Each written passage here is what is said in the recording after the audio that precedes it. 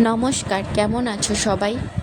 আজকে বাবা সকালে বাজার থেকে এই ইলিশ মাছটা নিয়ে এসেছে।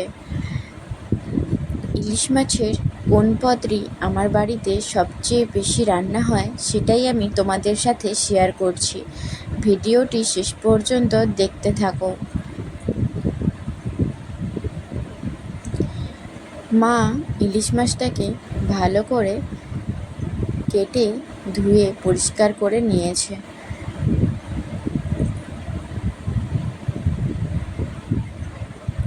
এরপর কড়াইয়ের মধ্যে তেল দিয়ে ইলিশ মাছগুলোকে ভেজে নিচ্ছি।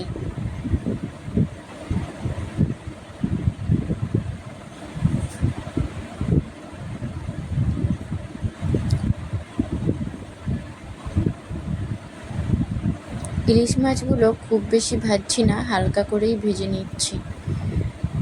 ইলিশ মাছ ভাজাগুলো একবারে তেল সমেত তুলে নিয়েছি। এরপর শিলনোড়ায় সর্ষে বেটে নিচ্ছি।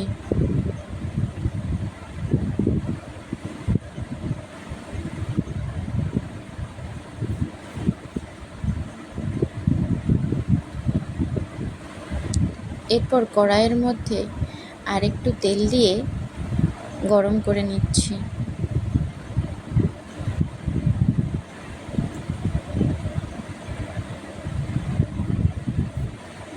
এরপর গরম তেলের ওপরে সম্রা ফোড়ন দিয়ে দিলাম আর দিয়ে দিলাম কাঁচা লঙ্কা। সম্রা আর কাঁচা লঙ্কাটাকে একটু ভাজা ভাজা করে নিচ্ছি। এরপর এর মধ্যে পরিমাণ মতো হলুদ দিয়ে দিলাম, পরিমাণ মতো নুন দিয়ে দিলাম। এবার অল্প একটু জল দিয়ে দিচ্ছি।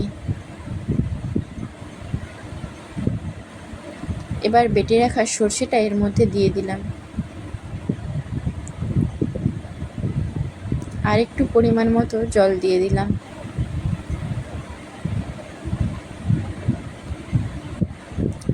এরপর একটা বাটির মধ্যে কিছুটা পাতিলেবুর রস নিচড়ে নিলাম। এরপর ভেজে রাখা মাছগুলো সরষার মধ্যে দিয়ে দেব। আজকের সম্পূর্ণ রান্নাটা আমার মা করেছে। আর ইলিশ মাছের এই সর্ষে দিয়ে টক ঝাল রেসিপিটা আমার মায়ের হাতে দারুণ হয়। এটা খেতেও কিন্তু খুব সুন্দর হয়। এরপর ভেজে রাখা তেলটা অল্প একটু দিয়ে দিল। এরপর এটাকে নামিয়ে নিচ্ছি। সেই ভাজা তেলের ওপরই এই ইলিশ মাছের টক ঝালটাকে নামিয়ে নিতে হবে। ভিডিওটি শেষ পর্যন্ত দেখার জন্য অসংখ্য ধন্যবাদ।